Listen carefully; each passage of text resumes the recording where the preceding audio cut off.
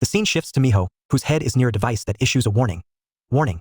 Spirit contamination has increased to 15%. Administer a recovery pill immediately. Carl explains to Miho that her spirit is corrupted and she knows what to do to fix it. Miho confirms she knows. Loki asks what spirit contamination is. Miho explains that it's a disease affecting everyone in chaos.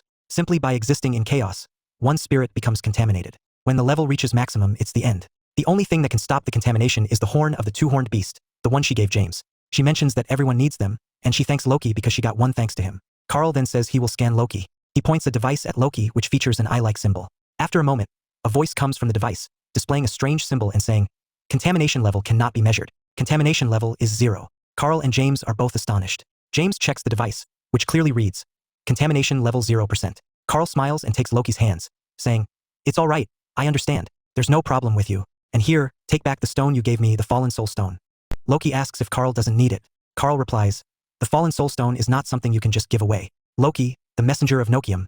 You should keep such a stone." Loki denies being a messenger and says he's just a human named Loki. Carl says, "All right, I understand. I know who you are." The scene changes again, showing Loki and Miho walking into the Gorgon City/castle. James asks Carl if they should really let him go. Carl asks James if he knows what the Fallen Soul Stone is. James says it's a stone that allows adapted players to increase their mana. Carl takes off his gloves, saying James is right but doesn't know the stone's full properties. Carl's hands are revealed to be severely burned. James is shocked, asking if the stone caused it. Carl confirms it, saying the Fallen Soul Stone can only be handled by the Nokium family. It contaminates others, but the Nokium family can handle it easily without any ill effect. Carl notes that while Loki doesn't look like a Nokium, he clearly handles the stone easily. James asks how Carl can trust Loki so easily. Carl says he doesn't trust him, but he trusts his soul. He refers back to the scan, which showed a 0% contamination level. James suggests the device must be faulty. Carl denies it, saying the device is fine. James asks how the contamination level can be 0%. Carl explains there is only one reason. The device could not find any impurity in Loki's soul, because his soul is so pure. Something unmatched by anyone else in the house. James is confused. Carl says he doesn't know why, but he knows they need someone who can handle these stones. He leaves the decision about Loki to the inner council.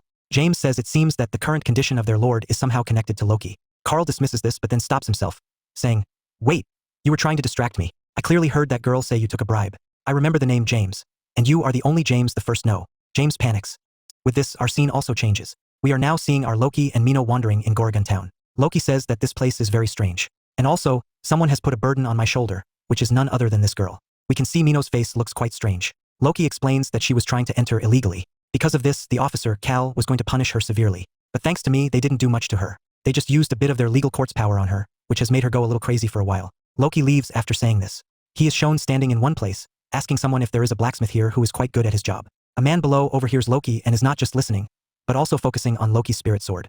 Seeing Loki's sword, the man smiles strangely. It seems as if this man is going to fight our Loki soon. Now our scene changes and we are shown a scene of another place. We see 2 candles burning, and suddenly, our Mino also wakes up. Mino wakes up and asks, "Loki, what happened? Have we reached the town?" Loki asks her, "Are you awake? Are you feeling better now? If you are awake, then you can go your way because I am also leaving from here now." Saying this, Loki goes into a tunnel. Mino asks him, "Where are you going? And how can you leave me like this? Are you angry that I got you into a bit of trouble at the entrance?" "Loki, I apologize. I was just joking with you."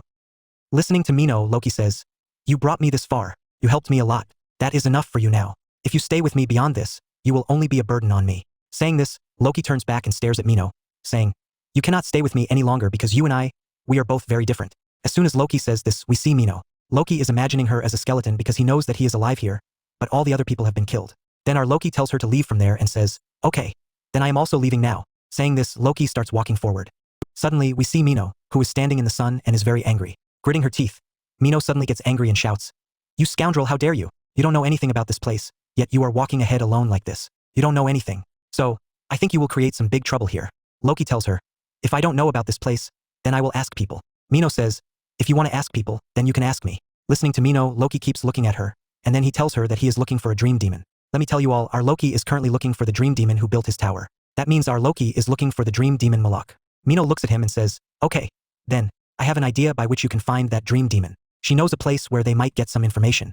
Do you want to go to that place?" Loki says, "Okay, then, take me to that place." Saying this, Loki stops there and says, "It seems like we have to deal with some guys first. I think these people have some urgent business with me." We see 4 people there, and among them is the man who was looking at Loki's spirit sword some time ago. Mino looks at them and says, "You garbage people? Who are you? If you don't want to get into trouble, then leave from here quickly." Hearing this, everyone tells Mino, "Well, this red-haired girl looks hot, but still, this girl talks too much." They tell her, "Girl, keep your mouth shut. or we will take you to a corner and beat you up very badly.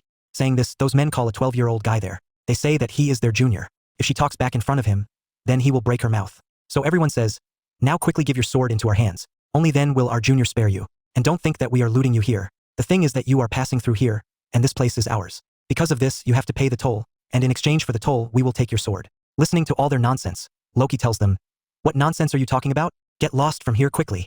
Armino looks at the big man and asks, is he really a junior? Is he really only 12 years old? We see the junior there who genuinely looks very dangerous. His height and size are very big. The people shout and say, give your sword quickly, and then we will not harm you at all. Mino says again, are you all crazy? Are you really calling this guy a junior?